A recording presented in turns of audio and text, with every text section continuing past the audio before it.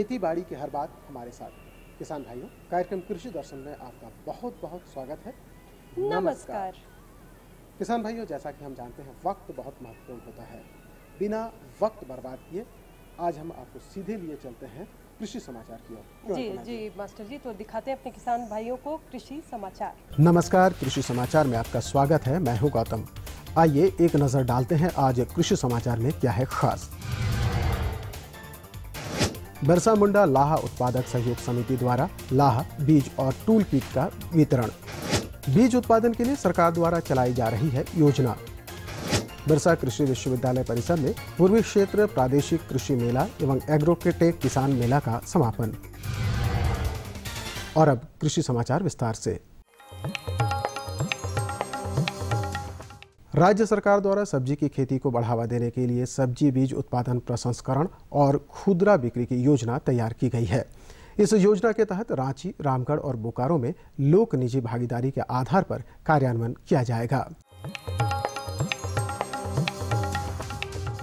बिरसा मुंडा प्राथमिक लाह उत्पादक सहयोग समिति लिमिटेड के सदस्यों के बीच झास्को लैंब की ओर से सोमवार को अनुदानित दर पर लाह बीज और टूल किट का वितरण किया गया। सहयोग समितियों के निबंधक कमल किशोर ने कहा कि लाह फसल बीमा का योजना जल्द ही पूरे राज्य में लागू होगा। जरबेरा फूल की खेती सालों भर की जा सकती है। इसमें छांव झेलने की क्षमता होती है, लेकिन खुली धूप में बेहतर पैदावार होती है। जरबेरा से अधिकाधिक उपज प्राप्त करने के लिए डायना, ग्लोरिया, रोजेटा, प्रिंसिल, GBR1 और GBR5 नामक उन्नत प्रभेद लगाएं। जरबेरा फूल की खेती के लिए वैसे खेतों का चयन करें जो दोमट या बलुई दोमट मिट्टी जीवांश युक्त हो, जिसका pH मान 7 के आसपास हो और उस खेत में जल निकास की अच्छी व्यवस्था हो। जरबेरा पौधे के कई भागों को काटकर 30 मिनट तक बैवेस्टीन के घोल में डुबोए रखें, उसके बाद ही उन्हें लगाएं। जरबेरा फूल अपने पूरे आकर्षक रंग के साथ बड़े खिले हुए आकार में और अधिक से अधिक संख्या में उपजे, इसके लिए डायना, रोजेटा, ग्लोरिया, प्रिसिल, GBR1 और GBR2 नामक उन्नत प्रभेद लगाएं। उपज क्षमता 8 से 10 लाख फूल प्रति हेक्टेयर है। पिछले दिनों बिरसा कृषि विश्वविद्यालय परिसर में पूर्वी क्षेत्र प्रादेशिक कृषि मेला सह एग्रोटेक किसान मेला का समापन हुआ। 3 दिनों तक चले इस मेले का विधिवत उद्घाटन राज्यपाल डॉक्टर सैयद अहमद के दीप प्रज्वलन से हुआ। इस अवसर पर उपस्थित समूह को संबोधित करते हुए राज्यपाल ने कहा, हम अपनी आवश्यकता के मुताबिक अनाज पैदावार नहीं कर पा रहे हैं, जबकि क्षेत्र में बहुत ही संभावनाएं हैं।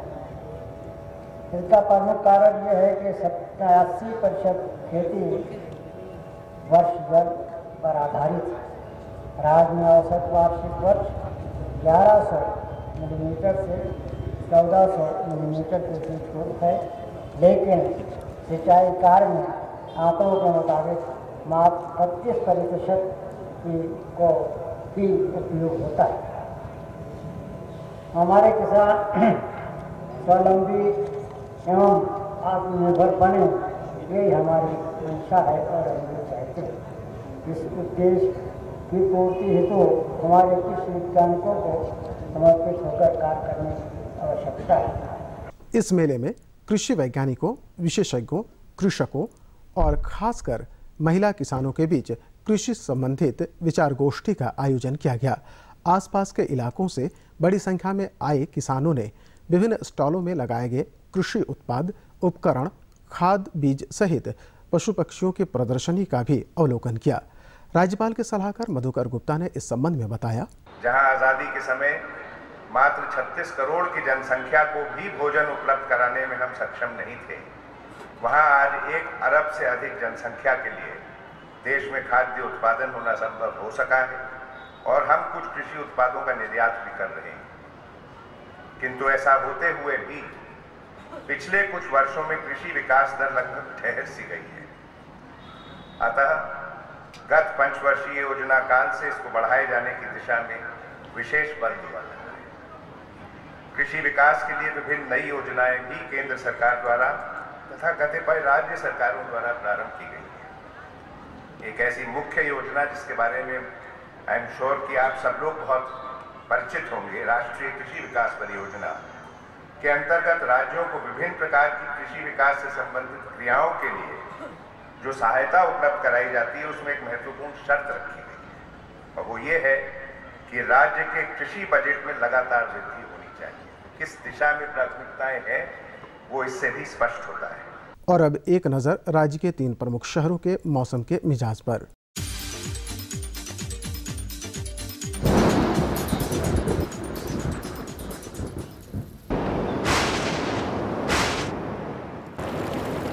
आज राज्य के 3 प्रमुख नगरों के अधिकतम और न्यूनतम तापमान कुछ इस तरह दर्ज किए गए। रांची का अधिकतम तापमान 24.5 डिग्री सेल्सियस और न्यूनतम 11.5 डिग्री सेल्सियस। जमशेदपुर अधिकतम तापमान 26.4 डिग्री सेल्सियस और न्यूनतम 14 डिग्री सेल्सियस। मेदिनीनगर का अधिकतम तापमान रहा 25.2 डिग्री सेल्सियस और न्यूनतम तापमान 12.4 डिग्री सेल्सियस। और अब मंडी भाव में आइए नजर डालते हैं अनाजों के भाव पर।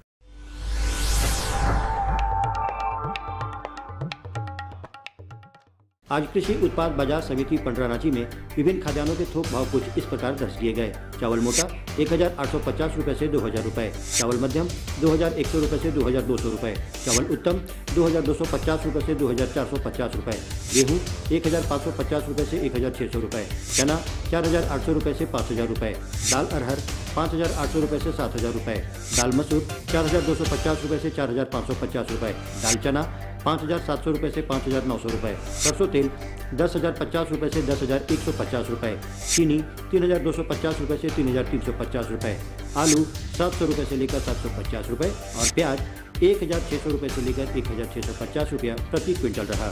कृषि समाचार में आज इतना ही। अगले दिन अगले अंक में फिर मुलाकात होगी कुछ ताज़ा तरीन खबरों के साथ।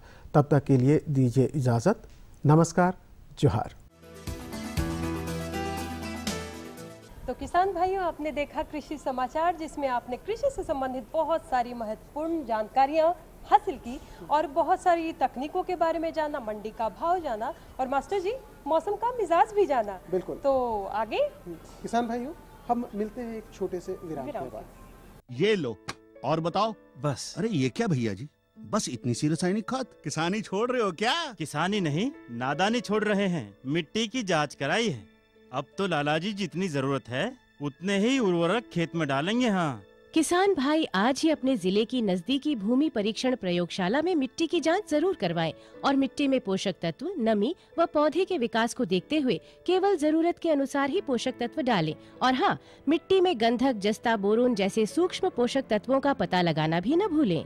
उर्वरक और जैविक खाद के सही उपयोग से भूमि का उपजाऊपन बनाए रखें, उत्पादकता बढ़ाएं, खर्चा घटाएं और बहुमूल्य विदेशी मुद्रा बचाने में भी सहयोग दें। और हाँ, धीमी गति से नाइट्रोजन उपलब्ध कराने वाले उर्वरकों जैसे नीम लेपित यूरिया को प्राथमिकता दें और यूरिया का पत्तों पर छिड़काव करें। अरे वाह, तू तो सचमुच समझदार हो गया रे। अधिक जानकारी के लिए संपर्क करें जिला कृषि अधिकारी या किसान कॉल सेंटर।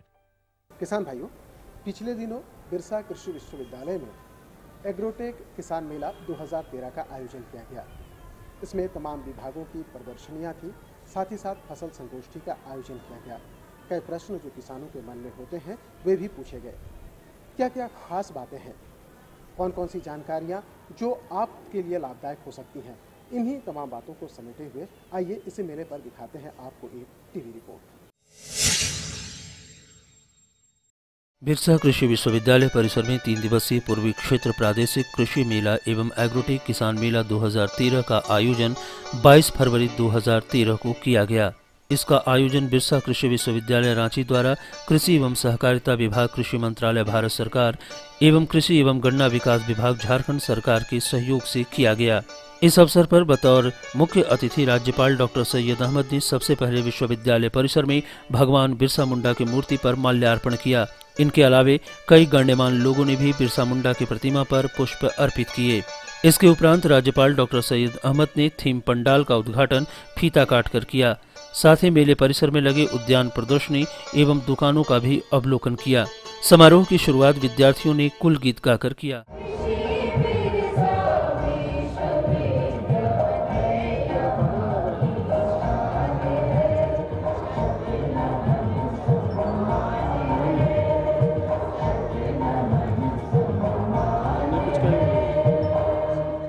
बतौर मुख्य अतिथि के रूप में आए महामहिम राज्यपाल डॉक्टर सैयद अहमद सहित सभी अतिथियों को पुष्प गुच्छ देकर उनका स्वागत किया गया। राज्यपाल ने दीप प्रज्वलित कर समारोह का विधिवत शुभारंभ किया।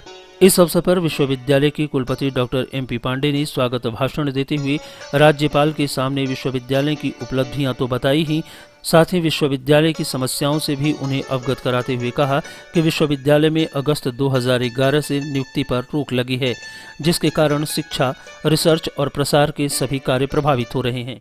हमारे अनुसंधान, प्रसार एवं अध्यापन के अधिकांश पद खाली हैं।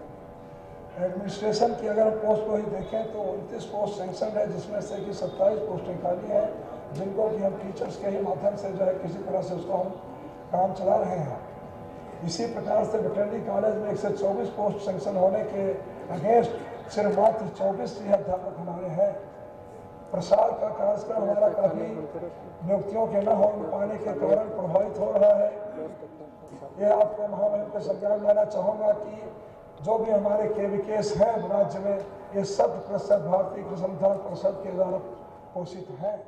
वहीं इस अवसर पर श्री अरुण कुमार सिंह, भारतीय प्रशासनिक सेवा प्रधान सचिव, कृषि एवं गन्ना विकास विभाग, झारखंड सरकार ने कृषि के महत्व पर प्रकाश डालते हुए कहा कि कृषि हमारी बुनियादी जरूरत है। कृषि के विकास और किसानों की स्थिति को बेहतर बनाने के लिए सरकार की कई योजनाएं हैं, जिनका लाभ किसानों को दिया जा रहा है। इन योजनाओं की जानकारी देते हुए किसानों से अपील की कि वे आगे बढ़कर इन योजनाओं का लाभ उठाएं। हमारे राज्य को दलहन के उत्पादन में कृषि कर्मण पुरस्कार महामहिम राष्ट्रपति जी के कर कमलों से दिया गया। सरकार ने कृषि शिक्षा को बढ़ावा देने के लिए हमारे नौजवानों को कृषि क्षेत्र में कुशल बनाने के लिए बहुत से कॉलेजेस भी सैंक्शन की, जिनका कार्य बहुत तेजी से चल रहा है। हमारे कृषि महाविद्यालय बनाए जा रहे हैं गढ़वा में, गोंडा में और देवघर में। इसके अलावा राज्य जो हॉर्टिकल्चर में एक अपना विशेष स्थान रखता है, बागवानी में अपना विशेष स्थान रखता है, तो उद्यान महाविद्यालय भी चाईबासा में बनाया जा रहा है। एक डेयरी टेक्नोलॉजी कॉलेज दुमका जिले में बनाया जा रहा है। इसके अलावा गुमला में हमारा फिशरीज टेक्नोलॉजी कॉलेज बनाया जा रहा है। इस किसान मेले का केंद्रीय विषय वस्तु था द्वितीयक कृषि द्वारा बेहतर आजीविका एवं आय सुरक्षा। इस पर अपने उद्गार व्यक्त करते हुए महामहिम राज्यपाल डॉक्टर सैयद अहमद ने कहा, राष्ट्रपिता महात्मा गांधी का सपना था कि हमारे देश के ग्रामीण क्षेत्र के लोगों और किसानों का विकास हो और वो आगे बढ़ेंगे। उनके सपनों को साकार करने के लिए देश में दूसरी हरी क्रांति लाने की आवश्यकता है। अतः ग्रामीण क्षेत्रों में कृषि के विकास हेतु तो हमें काफ़ी काम करना होगा और आगे बढ़ना होगा। जिस परिप्रेक्ष्य में बिरसा कृषि विद्यालय का दायित्व महत्वपूर्ण है और उन्हें और दिल और जान लगा कर इस सिलसिले में काम करना होगा। तो बिरसा कृषि विश्वविद्यालय अपने विद्यार्थियों को इस तरह तैयार करें ताकि वो अपने कार्य एवं शोध के जरिए इस पटल पर विश्वविद्यालय ही नहीं राज्य एवं देश का भी नाम रोशन कर सकें और देश को आगे बढ़ा सकें। किसानों के लिए दुआ करता हूँ और उन लोगों से जो किसान से वाबस्ता हैं, उन व्यापारियों से जो किसान से वाबस्ता हैं, उनसे कहना चाहूँगा कि आपकी बुनियाद को व्यापार की बुनियाद पर किसानों की मदद करें, न किसानों को तकलीफ पहुँचाएं। इसलिए ज़रूरत है कि जो व्यापारी हैं उनकी गरीबी का फ़ायदा नहीं उठाएं, उनकी लाचारी का फ़ायदा नहीं उठाएं, उनकी वक्ती ज़रूरत का फ़ायदा नहीं उठाएं, बल्कि सच्चाई के साथ अमल करें। उनको उनसे फ़ायदा उठाने के बजाय उनको फ़ायदा दें तो हमारा देश पैदा सकेगा कि सारे जहाँ से अच्छा हिंदुस्ता हमारा, हम भी बोले हैं लोगों से हमारा। मजहब नहीं सिखाता आपस में बैर रखना, हिंदी है हम वतन है हिंदुस्ता हमारा। उद्घाटन समारोह में राज्यपाल सहित सभी अतिथियों ने मिलकर बिरसा डायरी 2013 का विमोचन किया। इसके साथ ही समारोह में आए सभी अतिथियों को सम्मानित किया गया। समारोह के पहले दिन धन्यवाद ज्ञापन करते हुए निदेशक प्रसार शिक्षा डॉक्टर RP सिंह रतन ने कहा, हालांकि पिछले साल से इस साल इनकी जिम्मेवारियां बहुत ज्यादा है। पिछले साल तक तो संवैधानिक जिम्मेवारियां थी, इस बार प्रशासनिक जिम्मेवारियां। उसके बावजूद ये हमारे बीच में आए। मैं सबों की तरफ से, आप सबों की तरफ से और अपनी तरफ से इन्हें हार्दिक धन्यवाद देता हूं, शुक्रिया अदा करता हूं। 3 दिनों तक चला ये मेला अपने पूरे शबाब पर था। मेले परिसर में कृषि से संबंधित सभी तरह की जानकारियां मौजूद थीं। मेले में किसानों की काफी भीड़ देखी गई। पूर्वी क्षेत्र के सभी राज्यों से आए किसानों ने मेले का खूब आनंद लिया। स्टॉलों पर लोगों की काफी भीड़ रही। वहीं किसानों ने एक दूसरे से अपने अनुभवों को भी साझा किया। कई स्टॉलों पर किसानों की समस्याएं भी सुलझाई जा रही थी। बीजोपचार से लेकर मिट्टी जांच की प्रक्रिया की जानकारी किसान ले रहे थे।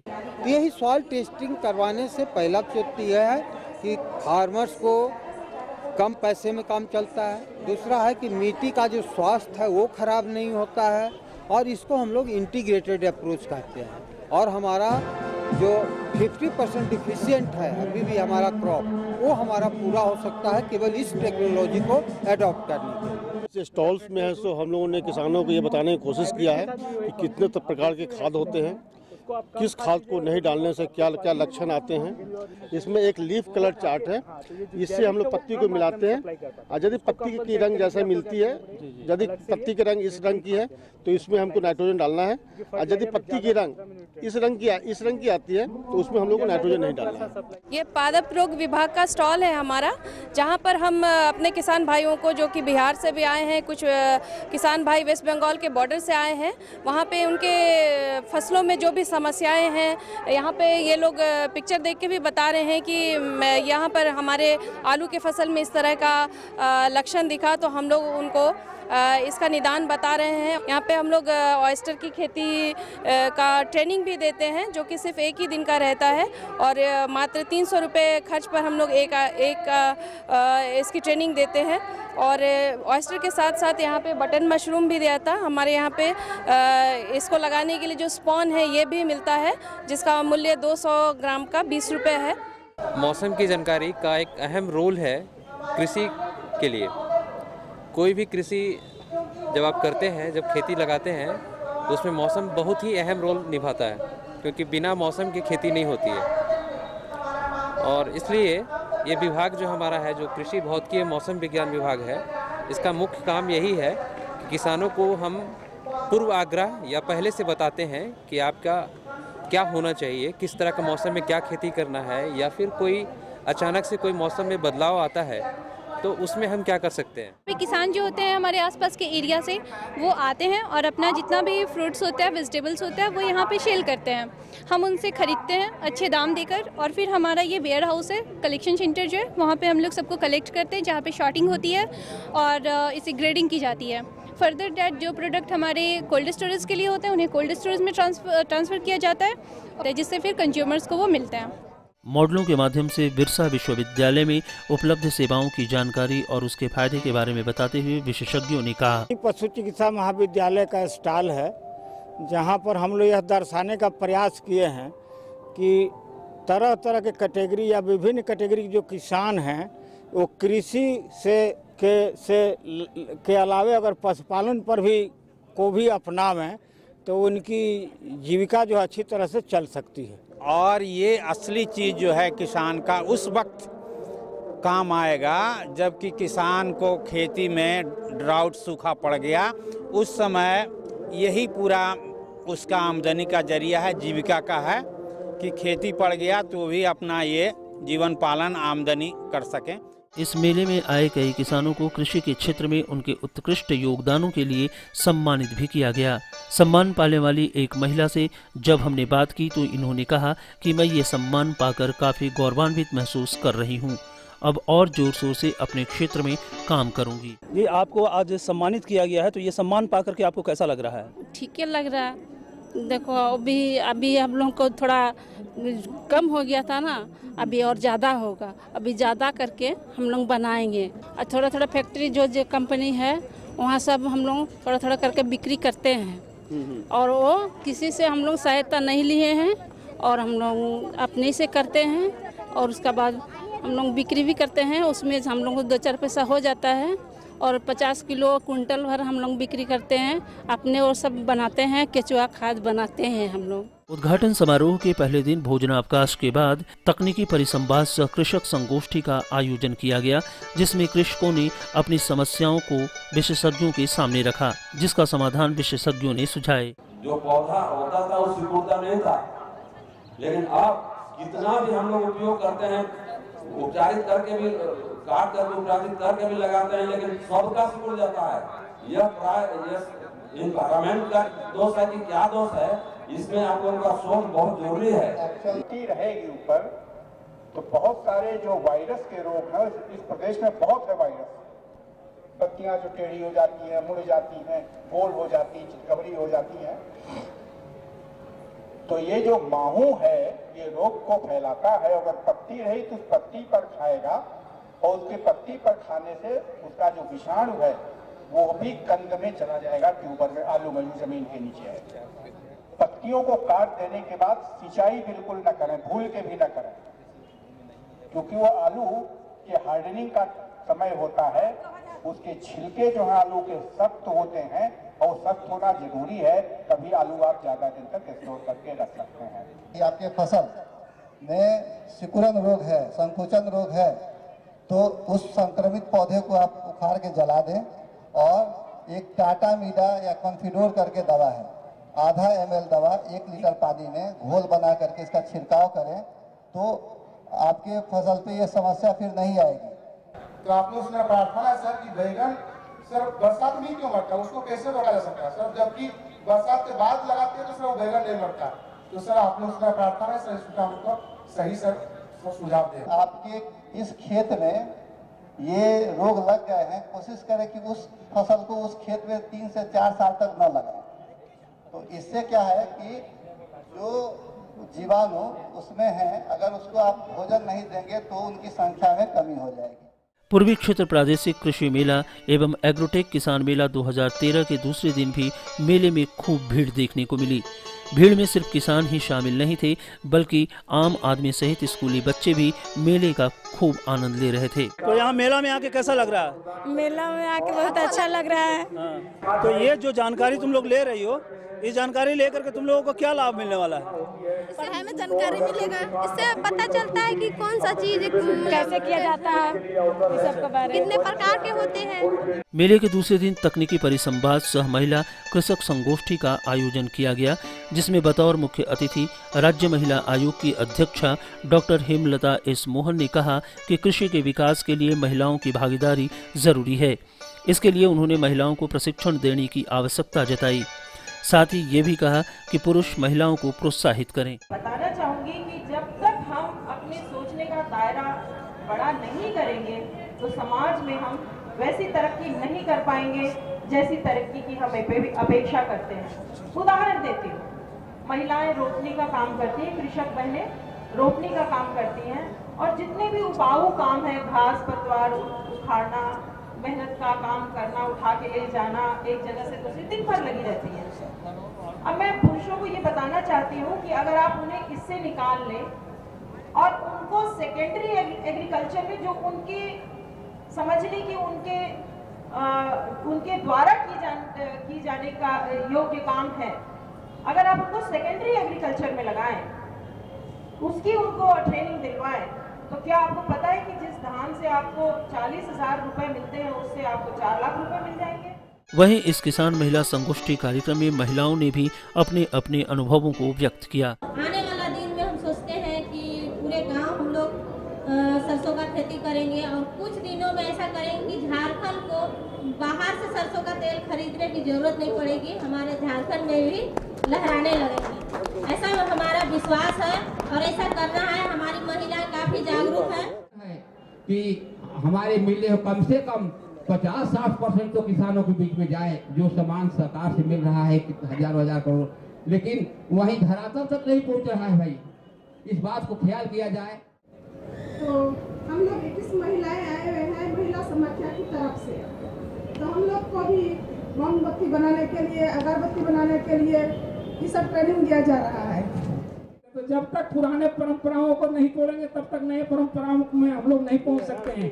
इसलिए पुराने परंपराओं को तोड़ना ही होगा और बहने लोग यदि हम लोग को किसी तरह का माने ये करते हैं तो वो राय कर ले तो वो लोग को भी गलत है। जब तक भाई बहन मिल करके काम नहीं करेंगे, जब तक आगे नहीं कदम बढ़ाएंगे, तब कोई भी काम कर पाना संभव नहीं है। मैं इतने वाणी को बोल के विराम दे रहा हूँ, इसलिए कि हम थरथरा रहे हैं, आज पहला बार में पकड़े हैं। मेले में आए कई किसानों और उनके प्रतिनिधियों से भी हमारी बातचीत हुई। अभी तो मेला में आए हैं, सब जगह स्टॉल घूम रहे हैं, लोग देख रहे हैं और यहाँ से देख करके जाने के बाद अपने यहाँ करने की कोशिश करेंगे लोग।